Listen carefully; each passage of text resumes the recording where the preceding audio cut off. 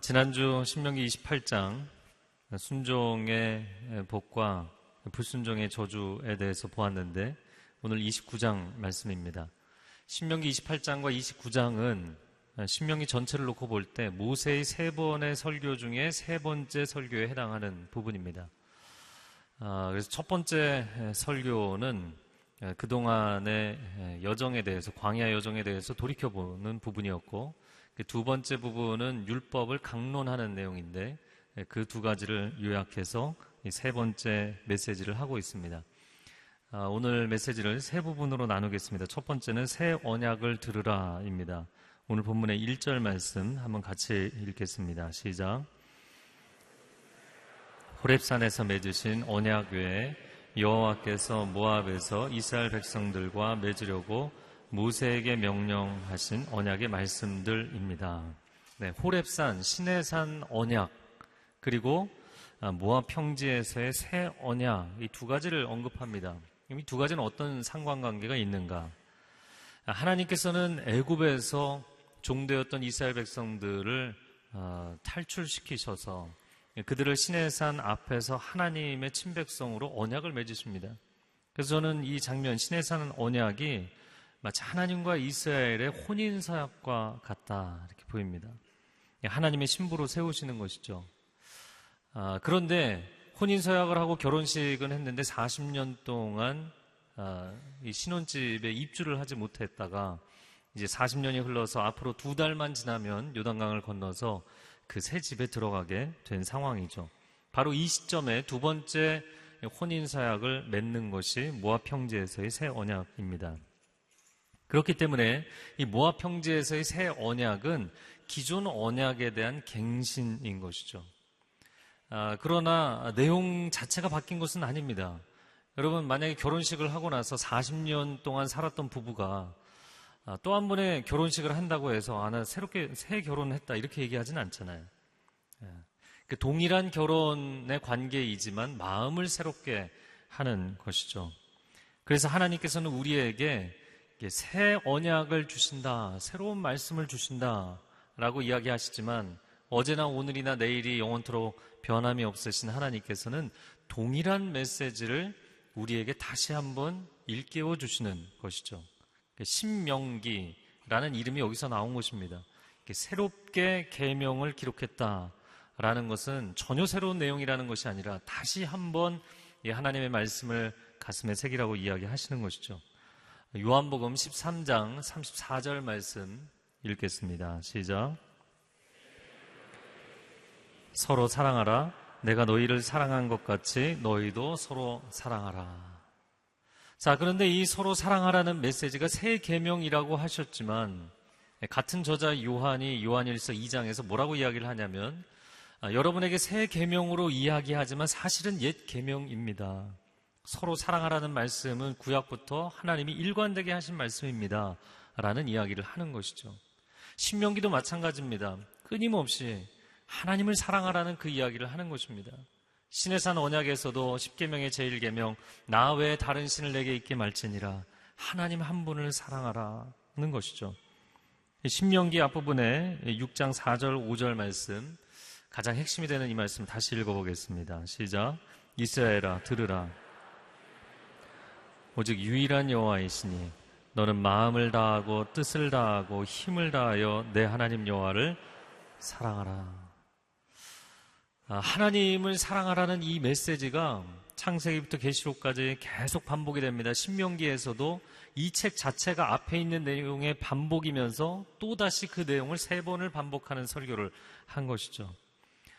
성도 여러분, 저와 여러분에게 하나님의 말씀이 이미 익숙할지라도 그 말씀을 들을 때마다 마음에 새롭게 받아지는 축복이 있기를 바랍니다.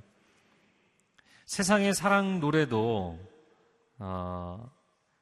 사실은 똑같은 이야기인데 계속해서 신곡이 나오는 것이고요. 세상의 사랑에 대한 영화나 드라마도 배경만 바뀌고 배우들만 바뀔 뿐이지 끊임없이 신작이 나오는 것과 같은 것입니다.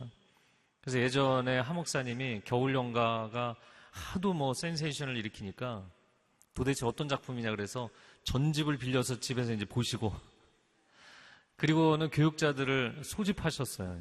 이게 정기 회의가 아니라 갑자기 공지 문자가 뜬 거예요. 전체 교육자들 다 모이라고 서빙고에. 그래서 저희가 모였더니 하 목사님이 겨울 연가 얘기를 하시더라고요. 그러면서 이런 얘기를 하셨어요. 세상의 사랑 이야기도 이렇게 감동적으로 표현하는데 성도들을 모아놓고 설교하면서 졸게 만드는 목사들은 회개하라. 한 30분 동안 얘기를 들었던 것 같아요. 여러분, 하나님의 말씀, 어떻게 보면 창세기부터 계시록까지 똑같은 이야기입니다. 그럼에도 불구하고 성경을 읽어도 새롭고 찬양을 하나님 앞에 드려도 우리의 마음에 감동이 있는 그러한 행복한 신앙생활이 되기를 축복합니다. 자, 그러면 이 새 언약이라고 이야기하는 신명기의 핵심적인 내용, 어떤 이야기를 하는 것인가? 2절부터 4절의 내용을 보면 모세가 출애굽에 대한 이야기를 합니다. 하나님께서 너희를 애굽에서 이끌어내실 때 놀라운 시험들과 이적들과 기사들을 행하지 않으셨느냐? 근데 너희가 그것을 똑똑히 보고도 4절 말씀, 이어지는 4절 말씀 한번 읽어보겠습니다. 시작. 그러나 오늘까지 여호와께서는 너희에게 깨닫는 마음이나 볼 수 있는 눈이나 들을 수 있는 귀를 주지 않으셨다. 자, 그렇다면 이 성경의 표현대로 정말 하나님이 깨달을 수 있는 마음과 눈과 귀를 안 주셔서 그런가요? 아니면 그들이 하나님이 그렇게 반복해서 말씀하시는데도 마음과 눈과 귀를 닫았기 때문인가요? 교리적으로 이야기를 하자면 하나님은 계시하시는 하나님이십니다. 우리의 일반 용어로 표현하자면 하나님은 소통하시는 하나님. 계시라는 것은 인간이 알 수 없는 것을 하나님이 우리의 눈을 열어서 보여주신다는 거예요. 비밀을 공개하시는 것이죠. 그렇기 때문에 저는 왜 하나님이 제게 말씀을 안 하시는지 모르겠습니다. 하나님이 말씀을 안 하시는 것이 아니라 우리가 듣지 못하고 있는 것이죠. 여러분, 우리가 들고 있는 이 성경을 보면 이 똑같은 이야기를 하시면서 왜 이렇게 많은 이야기를 하셨는가? 하나님은 반복해서 말씀하시는 분이시죠. 신명기도 3번이나 반복해서 이야기를 하고 있죠. 그 이야기의 핵심은 결국엔 똑같은 이야기입니다. 사랑하라, 순종하라. 저를 한번 따라해보세요. 사랑하라, 순종하라. 내가 정말 사랑한다면 순종하라. 순종을 통하여 사랑을 표현하라. 계속해서 이 이야기를 하고 있는 것이에요. 신명기 29장을 보고 있는데 마지막 절이 29절입니다. 29장 29절을 우리말 성경 버전으로 읽어보겠습니다. 비밀스러운 일들은 우리 하나님 여호와께 속해 있지만 율법을 계시해 우리와 우리 자손들에게 영원히 있게 하신 것은 우리가 이 율법의 모든 말씀들을 따르게 하려는 것이다. 아멘. 하나님께서 우리에게 이 말씀을 주시는 것은 우리가 해독해야 되는 암호문으로 쓰여 있는 것이 아니잖아요. 우리가 알아들을 수 있는 언어로 하나님의 계시를, 하나님의 비밀을 우리에게 계시해 주신 것. 그래서 제가 비밀과 계시라고 썼죠. 하나님께 속해 있는 그 놀라운 지식, 비밀일 수밖에 없는 것을 우리에게 보여서 알려주신 계시를 주신 것은 우리는 지상에 있지만 천상을 경험하게 하시고 우리는 시간 속에 있지만 영혼을 체험하게 하시는 은혜인 줄로 믿습니다. 그래서 이걸 알려주신다는 거예요. 그래서 우리의 손에 성경이 들려있는 것이 감사한 것이죠. 그러나 하나님이 반복해서 우리에게 메시지를 주시고 소통하시고 계시를 해주시는데도 우리가 믿지 않겠다고 눈을 가리고 귀를 막고 마음을 닫으면 알 수가 없는 거예요. 그러니까 그 놀라운 출애굽의 10번의 기적, 홍해를 가르시는 기적, 만나와 메추라기와 반석을 터뜨려서 물을 주시는 이 놀라운 기적들을 경험하고도 진짜 하나님이 우리를 사랑하시는 걸까? 이런 질문을 던지면 답이 없는 거예요. 예수님께서 3년의 공생의 사역 동안 얼마나 많은 기적을 행하셨습니까? 그럼에도 불구하고 예수님의 공생이 끝나갈 즈음에 서기관과 바리새인들이 당신이 하나님으로부터 온 또 다른 기적을 보여달라. 내가 너희에게 더 이상 보여줄 표적이 없다. 요나의 표적 외에 말씀하셨죠. 여러분, 죽은 나사로를 살려내시는 기적을 행하셨는데도 믿지 않으면 답이 없는 거예요. 왜냐하면 그 살아난 나사로까지 죽이려고 했잖아요. 과연 우리는 내가 보고 듣고 내 마음에 깨달으면 믿는 것일까요? 아니면 믿기로 결정하면 보이기 시작하는 것일까요? 성경은 이 후자를 이야기하는 것입니다. 그래서 하나님의 계시는 우리에게 메아리처럼 파도처럼 반복해서 밀려온다는 거예요. 그런데 그 반복되는 메시지를 내가 어떻게 새로운 마음으로 받아들일 것인가, 그것이 신명기를 대하는 태도, 또 하나님을 대하는 태도, 우리의 인생과 영성의 문제, 핵심은 반복되는 것을 어떻게 새로움으로 받아들일 것이냐의 문제인 거예요. 만약에 인생이 반복적으로 치우치게 되면 인생은 매너리즘에 빠지겠죠. 허무해질 것입니다. 그러나 인생이 새로운 것만 추구하기 시작하면 찰나주의, 현세주의에 빠지게 될 것입니다. 매일 반복되는 일상을 통해서도 하나님께서 우리에게 주시는 새로운 메시지가 있는 줄로 믿습니다.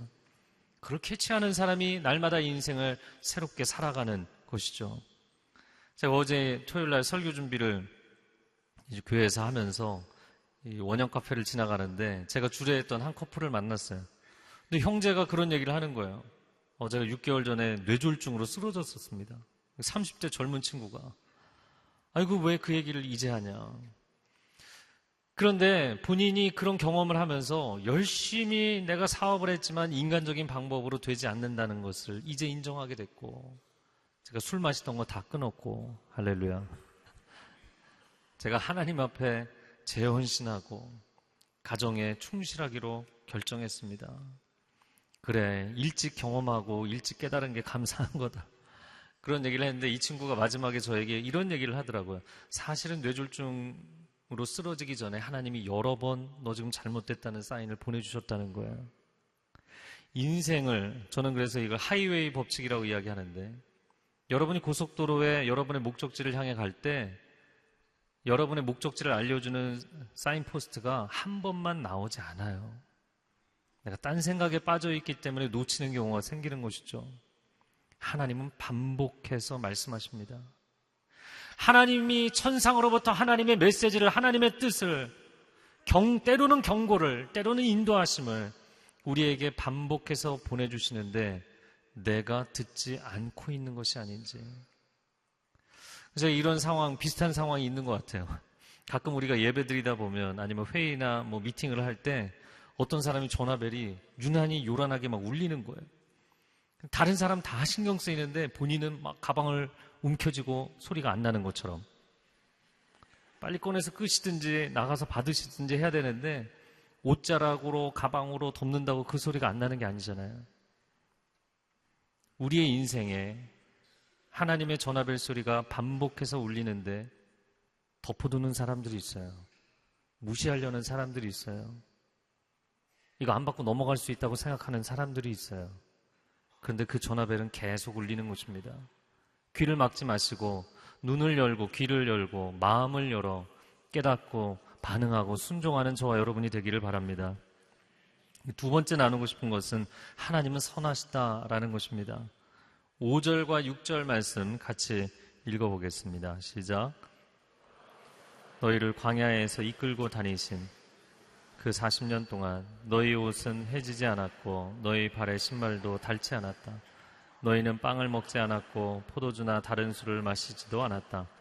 여호와께서 이렇게 하신 것은 주께서 너희 하나님 여호와임을 알게 하려는 것이었다.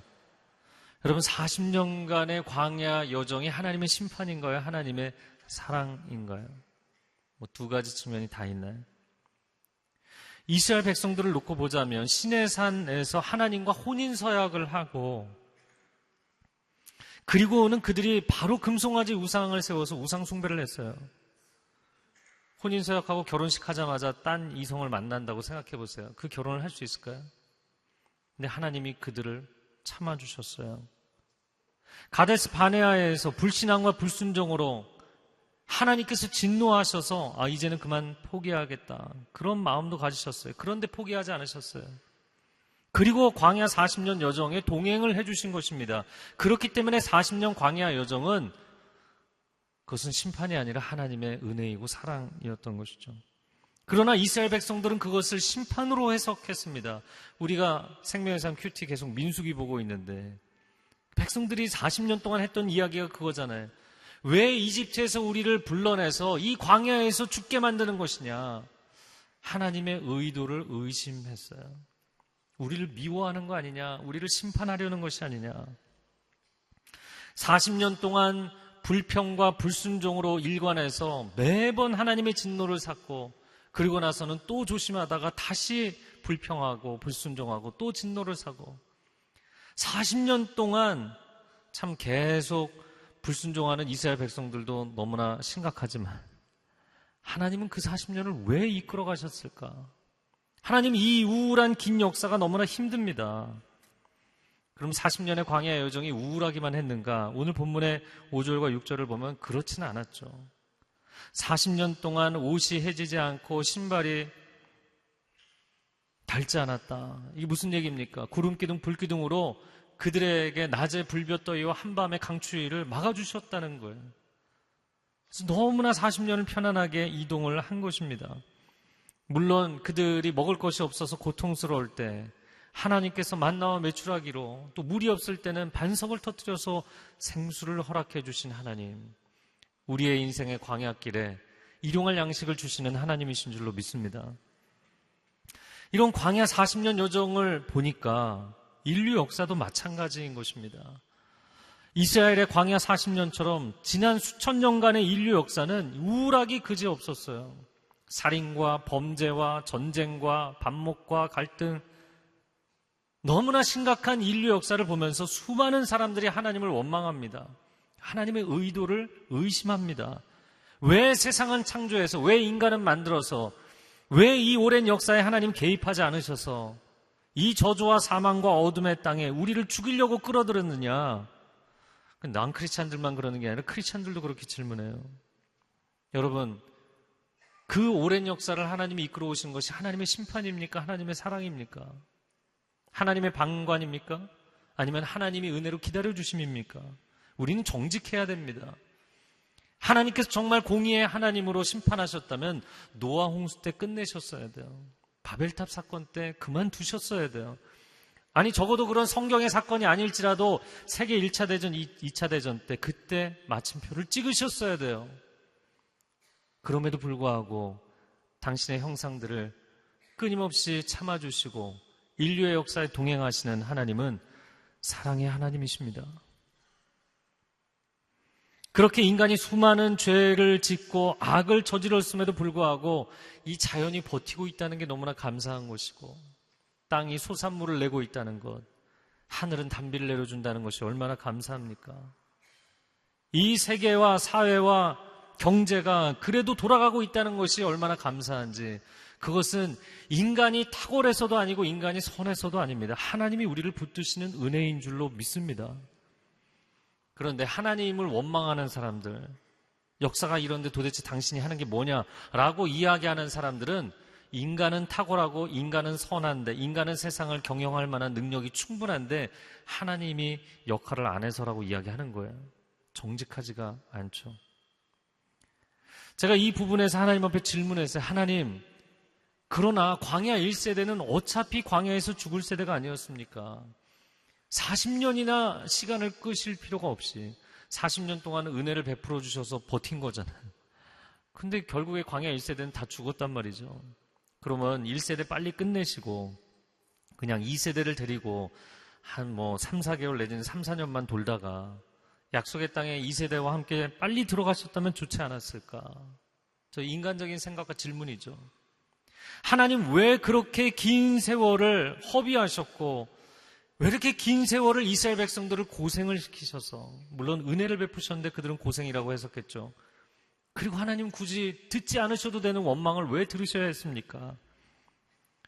두 가지 이유를 이야기하자면, 첫 번째, 하나님은 악인에게도 햇빛과 단비를 내려주시는 분이시기 때문에, 하나님은 그 광야 1세대의 사람들, 패역한 백성들이지만 그들에게 끝까지 은혜를 베풀기 원하시는 하나님.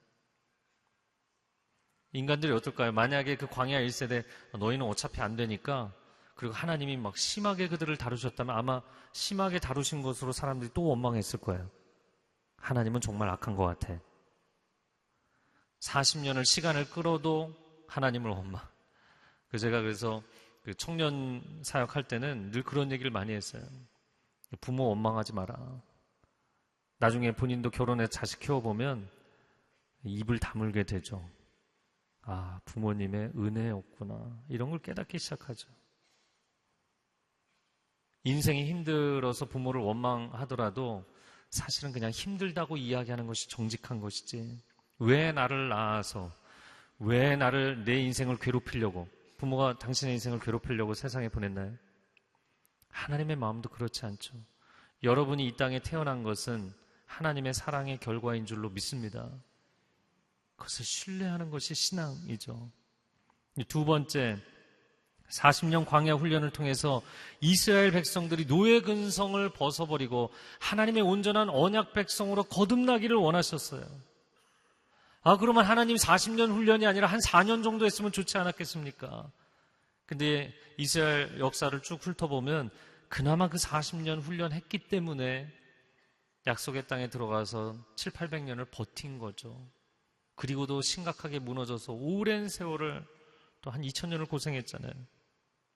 왜 하나님인들, 하나님이 사랑하시는 백성들의 그 훈련의 기간을 단축시켜주고 싶지 않으셨겠어요? 자녀가 고통하는 것을 보며 어떻게 하나님이 기뻐하시겠어요? 그러나 만약에 훈련 기간을 줄이고 빨리 들어갔다가 빨리 타락하고 빨리 망했다면 여러분, 그것은 우리에게 불이익 아닙니까? 하나님의 선하심, 하나님의 선하심을 신뢰하는 것이 신앙입니다. 내 인생이 광야의 길을 지나가고 있을지라도 하나님의 계획은 선하시고 하나님의 내 인생을 향한 타임 스케줄은 선합니다. 이것을 인정하는 것이 신앙의 시작입니다. 그런데 어떤 분들은 하나님, 내가 광야에서 만나와 메추라기 먹는 것도 달갑지 않고 불기둥 구름기둥도 필요 없습니다. 나는 광야를 벗어났으면 좋겠습니다. 이렇게 기도하시는 분들 많이 있죠. 그러나 광야를 허락하심도 하나님의 가장 선하신 계획 가운데, 섭리 가운데 있는 줄로 믿습니다. 그래서 기도할 때 하나님을 원망하는 것이 아니라 그냥 힘들면 힘들다고 기도하셔야 돼요. 당신 때문에, 하나님 때문에 이렇게 기도하시면 안 돼요. 자, 이어지는 7절과 8절의 말씀에 보면 이 요단 동편에서 이제 승리를 한 내용에 대해서 말씀하시는 것입니다. 요단 동편에 가보니까 모압과 암몬이 차지하고 있어야 될 땅이었는데요. 그 땅을 아모리 족속이 차지하게 되었죠. 당시에 아주 강력한 군사력을 가지고 아모리 족속이 요단 동편의 모압과 암몬의 지경을 상당 부분을 차지하고 남왕국과 북왕국을 세우고 있었어요. 남쪽에는 헤스본 왕 시온, 북쪽에는 바산 왕 옥이 있었죠. 이 강력한 세력과 싸워서 이기게 하신 분이 하나님이시고, 그리고 그 땅을 기업으로 루벤, 갓, 므낫세 반지파에게 주게 됩니다. 하나님의 은혜죠. 그러나 여기서 또 한 가지 질문하게 되는 것은, 하나님 요단 동편에 땅을 주신 것이 감사하다고 얘기를 해야 될지. 왜냐하면 요단 동편은 요단강 건너서의 약속의 땅 코앞에 있기는 하지만 하나님이 약속하신 본격적인 약속의 땅은 아니었지 않습니까? 결국에 그 땅을 차지했던 두 지파 반은 이방인들이 주도하는 역사로 접어들게 됩니다. 그러면 하나님 왜 두 지파 반이 하나님께 그 땅을 요구했을 때 허락해 주셨습니까? 당연히 하나님은 그들의 필요를 채워주기를 원하시는 은혜를 베푸신 것이죠. 그러나 하나님의 은혜가 인간의 방종을 만들어낸 것이라면 하나님은 그 은혜는 좋은 것이 아니지 않습니까? 그때 하나님 주시는 두 번째 메시지는 요단 동편이냐 서편이냐보다 훨씬 더 본질적으로 중요한 것이 있다는 거예요. 그것은 어느 지역에 들어가든지 그들이 하나님과 동행하느냐 동행하지 않느냐의 문제예요. 왜냐하면 요단 동편, 아직 본격적인 약속의 땅은 아니지만 동편에 거할지라도, 광야의 여정에 있을지라도, 심지어 그들이 앞으로 하나님의 진노로 인하여서 먼 이방인의 땅 바벨론 땅에 포로로 끌려갈지라도 그들이 거기서 하나님과 동행하면 하나님은 반전의 역사를 일으키실 줄로 믿습니다. 그 하나님의 동행하심이죠. 그래서 요셉이 종살이 옥살이를 하면서도 하나님의 형통을 경험한 것입니다. 그러나 그들이 약속의 땅 요단 서편으로 들어간다 할지라도 거기서 하나님과 동거하고 동행하고 동역하지 않는다면 그 약속의 땅도 그들은 잃게 될 것이고 젖과 꿀이 흐르는 땅은 곧 황폐하게 될 것이다. 이것이 하나님의 메시지입니다. 그러므로 하나님은 우리에게 은혜를 베푸실 뿐만 아니라 우리가 하나님의 말씀에 적극적으로 순종하는 삶을 삶으로써 그 하나님의 은혜의 선물을 유지하기를 원하시는 것이죠. 자, 세 번째 부분입니다. 그래서 새 언약을 맹세함으로 하나님, 제가 이 언약을 지키겠습니다. 결단하라 말씀하십니다. 자, 오늘 본문의 9절 말씀 같이 읽겠습니다. 이 언약의 말씀들을 지켜 행하라. 그러면 너희가 하는 모든 일이 잘 될 것이다. 모든 일이 잘 된다. 이거 한자로 뭐라고 얘기하죠? 만사형통. 할렐루야. 너무나 좋아하는 표현이잖아요. 만사형통하리라. 그러면 이 9절 말씀의 만사형통 때문에 이 말씀이 마음에 와닿는 것인지 아니면 이 언약의 말씀들을 지켜 행하라. 오늘 설교 제목인데요. 여러분의 마음에는 어떤 구절이 더 어필이 되고 다가오시는지요? 우리는 땅에 관심이 있고 물질과 의식주와 부와 명예와 지위에 관심이 있지만 하나님은 하나님의 언약이 지켜지는 데 관심이 있으세요. 그 언약이 지켜져야지만 하나님의 모든 복도 우리에게 주어질 수가 있는 것입니다.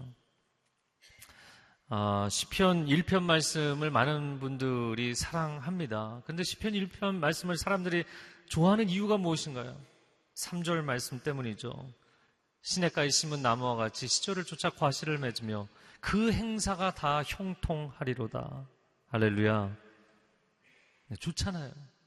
좋은 티를 내셔도 돼요. 좋잖아요. 그 3절 말씀이 얼마나 우리가 묵상을 할 때마다 좋은지요. 그러나 그 말씀의 전제가 무엇인가요? 2절 말씀에 오직 여호와의 율법을 즐거워하여 그 율법을 주야로 묵상하는 인생이 되면 이 모든 것은 따라온다는 거예요.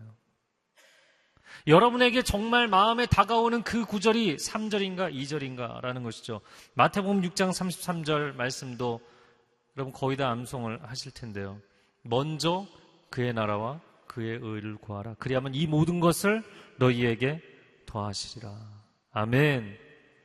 그러면 이 모든 것을 더해 주신다는 말씀이 내게 다가오는 것인지, 먼저 그의 나라와 그의 의를 위해 내 인생을 올인해서 헌신해야 되겠구나, 이것이 다가오는 것인지,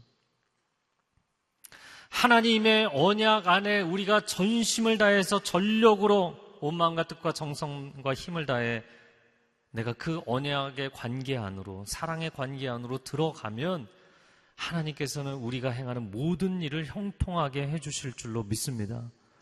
이게 하나님의 약속이에요. 그리고 너무나 감사한 것은 하나님은 약속을 반드시 지키시는 분이라는 것이죠.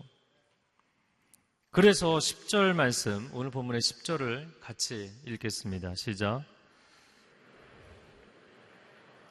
계시는 곳에 서 있으니 곧 너희 지도자들과 너희 장로들과 관리들과 다른 온 이스라엘 모든 사람, 예외가 없이 하나님의 언약 가운데 들어오는 사람들은 하나님이 계시는 곳에 서 있는 것이다. 이게 무슨 말씀이냐면 출애굽기 3장 5절에 내가 선 곳은 거룩한 땅이니 내 발에서 신을 벗으라. 모세가 40년 동안 미디안 광야에 거하면서 늘 양을 치던 곳이었는데 하나님이 임재하시는 순간 그 일상의 공간이 거룩한 땅이 되었다는 거예요. 마찬가지로 지금 모압 평지에 서 있습니다. 이방인의 땅이지만 하나님이 임재하시는 순간 그곳에 거룩의 역사가 나타나게 된다는 것이죠. 그래서 우리가 하나님의 영역 안으로 들어가기만 하면 모두가 예외 없이 거룩해지는 역사가 나타날 줄로 믿습니다. 지도자냐 일반 백성이냐 이것도 상관이 없고요. 남녀노소 상관이 없고요. 이스라엘 사람이냐 이방인이냐도 상관이 없습니다. 오늘 본문의 마지막 절 15절에 보면 지금 여기 함께 있는 동시대 사람이냐 아니면 장차 태어날 후손들이냐도 상관이 없다는 거예요. 그 민족이, 그 공동체가, 그 인생이 하나님의 거룩한 영역 안으로 들어오면 내가 하나님과 사랑의 언약을 맺겠습니다. 그 관계 속으로 들어가면 그러면 그 자리에만 있어도 오늘 본문의 12절의 표현처럼 나무만 패도 물만 길러와도 놀라운 하나님의 거룩의 역사가 나타나게 된다는 것입니다. 저와 여러분의 삶 가운데 그런 하나님의 사랑의 언약 가운데 들어가 헌신할 때 하나님께서 우리의 인생의 모든 일을 통해서 하나님의 능력을 나타내시는 축복이 있기를 바랍니다. 자, 그러면 그렇게 하나님의 언약의 관계 속에 들어간다는 것이 무엇인가? 12절 말씀 같이 읽겠습니다. 시작. 이 모두가 내 여호와 하나님의 언약에 참여하며 또 여호와 하나님께서 오늘 너와 함께 맺는 맹세에 참여하는 것이다. 언약에 참여한다라는 말씀을 하셨는데 이 표현은 고대 중군동에 약속을 맺는 사람들은 양이나 소나 염소나 이 짐승을 둘로 쪼개놓고 절반을 쪼개놓고 언약의 당사자들이 그 한가운데를 지나가는 예식을 행했죠. 그 의미는 만약에 이 약속을 어기는 사람은 이와 같이 될 것이다. 목숨 걸고 약속을 지키겠다는 뜻입니다. 그래서 하나님께서 너희 이스라엘 백성들도 이 언약에 참여하고 맹세에 참여, 목숨 걸고 우리가 하나님 이 사랑의 약속을 지키겠습니다. 그리고 13절 말씀해 보면 하나님 자신도, 하나님 당신도 나도 이 맹세를 하고 이 언약에 참여한다. 마치 신랑의 혼인서약, 신부의 혼인서약을 하는 것과 같은 것이죠. 지난 상반기 6월 말까지 매주 주말마다 토요일마다 주례를 했는데요. 7월 이제 어제가 7월 1일, 7월 첫 주가 되어서 7월과 8월은 휴가들을 많이 가기 때문에 어제 주례가 없었어요. 저에게는 너무나 여유로운 그런 토요일이었어요. 할렐루야. 그런데 여러분 결혼식을 할 때 사실 정점은 주례가 아니라 서약을 하고 그 서약 바로 다음에 성혼 선포를 합니다. 신랑의 혼인서약, 신부의 혼인서약 두 사람이 서약을 하면 성혼되는 거예요. 그런데 만약에 신랑은 서약을 했는데 신부가 서약을 하지 않잖아요. 그럼 더 이상 진행될 수가 없겠죠. 물론 제가 주례를 하면서 한 번도 그런 적은 없었지만 하나님은 우리를 향하여서 사랑의 서약을 맺고 싶어 하시는 거예요. 그래서 그 사랑의 서약 가운데 우리를 초대하시는 것이죠. 내가 너에게 사랑의 맹세를 했으니 너도 나에게 사랑의 맹세를 해달라고 말씀하시는 거예요. 자, 그러면 우리는 그 서약을 평생을 지키며 살아가는가? 여러분 결혼식 때 했던 서약을 지키며 살아가고 계신가요? 네, 아무도 대답이 없으시죠? 약속을 지킨다는 것은 무엇을 의미하는가? 한 개인이나 사회가 얼마나 성숙한지를 나타내는 지표죠. 내 입으로 내뱉은 말을, 내가 약속한 것을 얼마나 신실하게 지키느냐에 따라서 그 사람의 인격의 성숙함이 드러나는 것이고 그 사회가 얼마나 신실한 사회인지를 알 수 있는 것이죠. 근데 감사한 것은 이미 나눈 것처럼 나는 하나님을 걱정하지만 사실은 하나님은 약속을 반드시 지키신다는 거예요. 하나님의 약속을 반드시 지키실 수밖에 없는 것은 하나님은 어기실 수가 없어요.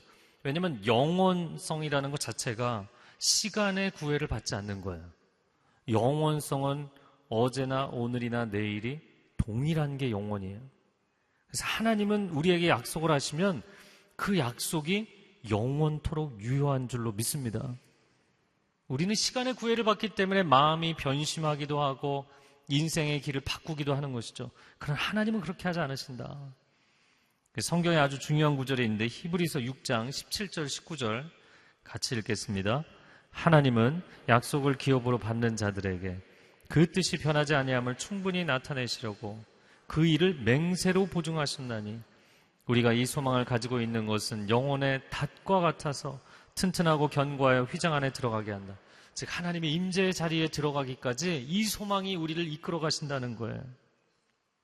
여러분 감사한 것은 사람은 약속을 하면서도 사실 마음의 약속을 지킬 의향이 없이 말하는 경우들이 있죠. 입으로는 사랑에 입에 발린 말을 하는데 근데 속으로는 사실 그 말을 지킬 생각이 없는 사람들. 연애를 할 때는 굉장히 많은 약속을 했는데 사실은 헌신할 마음이 없는 사람도 있죠. 배신감을 느끼겠죠. 그런데 하나님은 하나님이 약속하신 것에 대해서 지키실 의향이 있다는 거예요. 100%. 그 또 한 가지 감사한 것은 의향이 있어도 그것을 지킬 능력이 없다면 약속 못 지키는 겁니다. 그런데 하나님은 그것을 지키실 의향과 능력이 다 있으시다는 거예요. 할렐루야. 감사한 일이죠. 그것이 우리에게 소망이 되어서 이 소망은 우리 영혼이 마치 정박할 때 닻을 내리는 것처럼 우리 영혼이 흔들리지 않도록 하는 우리 영혼의 닻이 된다. 저를 한번 따라해 보세요. 하나님의 사랑의 언약은 우리 영혼의 닻이 됩니다. 근데 어제 이 본문을 계속 묵상을 하면서 저에게 또 한 가지 떠오른 단어는 닻이 아니라 덫이었어요. 저는 굉장히 많은 커플들을 상담하고 주례하고 이후 5년 뒤, 10년 뒤, 15년 뒤 가정들을 상담하는데 굉장히 많은 사람들이 낭만적인 연애는 즐기지만 사랑의 헌신은 내게 덫이 되지 않을까? 족쇄가 되지 않을까? 그런 생각을 하죠. 결혼을 하기 전에도 결혼한 이후에도 사실은 그 생각이 당신을 고통스럽게 하는 것입니다. 여러분, 헌신이 없는 결혼, 헌신이 없는 가정생활, 헌신이 없는 여러분의 직장생활, 헌신이 없는 신앙생활이 여러분을 행복하게 해줄 수 있나요? 사실은 덫이 아니라 닫힌 것이죠. 수많은 젊은이들이 내 인생에 덫이 되지 않을까, 족쇄가 되지 않을까, 그래서 결혼을 주저합니다. 그러나 그것은 여러분의 인생의 닻을 포기하는, 선택하지 못하는 결과를 초래하는 거예요. 그래서 어떤 분들은 하나님 앞에 내가 사랑의 서약을 하면, 내가 말씀을 너무 많이 알게 되면, 하나님의 은혜를 너무 깊이 체험하면, 어떤 사람들처럼 성령의 감동하심을 경험하면 내게 족쇄가 되지 않을까. 그래서 감동을 거부하고 예배 때 너무 은혜 받는 거를 힘들어하고 이런 분들이 계세요. 나갈 때 저랑 악수만 해도 뭔가 문제가 생길 것 같아서 악수를 회피하고 이런 분들이 계세요. 여러분, 하나님과의 언약이 여러분에게는 닫힙니까? 아니면 덫입니까? 그것이 여러분의 영혼을 붙잡아주는 안전한 닻이 되는지, 아니면 내 인생의 자유를 상실케 하는 덫이 되는지. 제가 작년에 라비 제커라이스의 오직 예수 책을 번역했는데 그 후속작 이제 번역을 마쳤는데 이제 출판 시기를 가늠하다가 이제 9월에 나올 예정입니다. 근데 그 책의 도입 부분에서 하는 이야기가 사상적인 부분인데 같은 이야기입니다. 오늘날 종교 다원주의 시대가 되었잖아요. 이 다원주의라는 것은 모든 것을 상대적으로 생각하자는 거예요. 절대적인 것은 없다는 것입니다. 그런데 바로 이것이 연애는 좋지만 올인해서 헌신은 하기 싫다는 거예요. 어느 한 가지를 절대적으로 신봉하고 절대적으로 헌신하면 인생의 족쇄가 된다고 생각하는 거예요.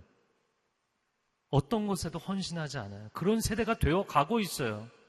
인간관계도 아니면 어떤 믿음의 체계도 사상에도 사람들이 헌신하기를 두려워합니다.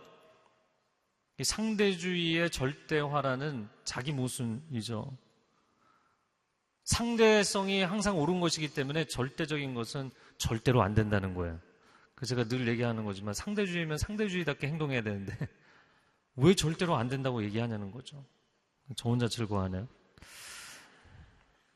그런데 만약에 당신이 믿는 신앙이, 기독교 신앙이 절대적으로 옳다 이야기하면 다른 신앙은 뭐 틀리다는 얘기가 되니까 듣는 다른 신앙을 가진 사람들 기분 나쁘다는 거예요.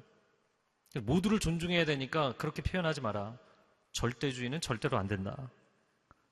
그렇게 절대자 하나님을 인정하면 하나님 앞에 엎드려 회개해야 되고 그분의 말씀을 들어야 하잖아요.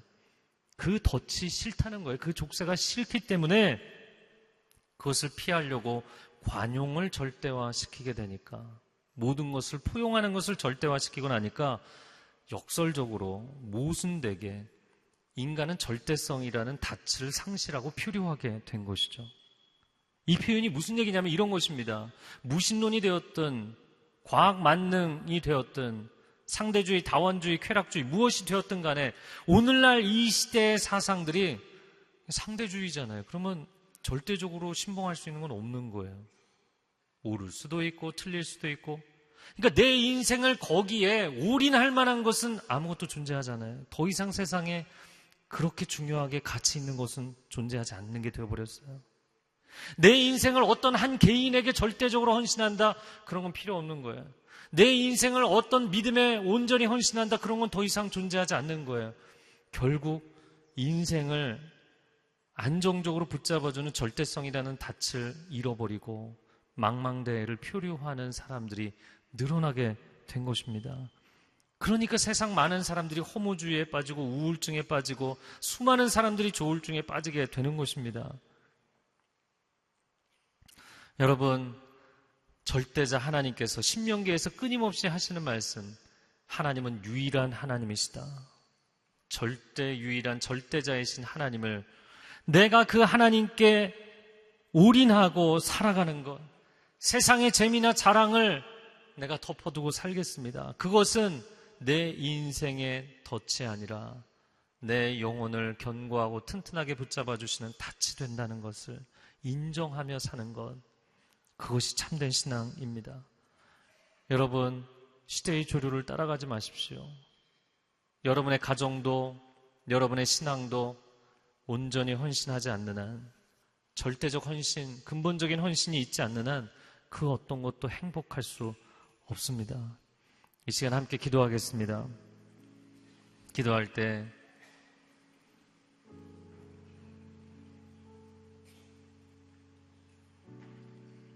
하나님께서 그 하나님의 사랑의 언약 가운데로 우리를 초대하시는 것은 내가 너를 절대로 포기하지 않고 사랑하는 것처럼 너도 나를 신실하게 사랑했으면 좋겠다.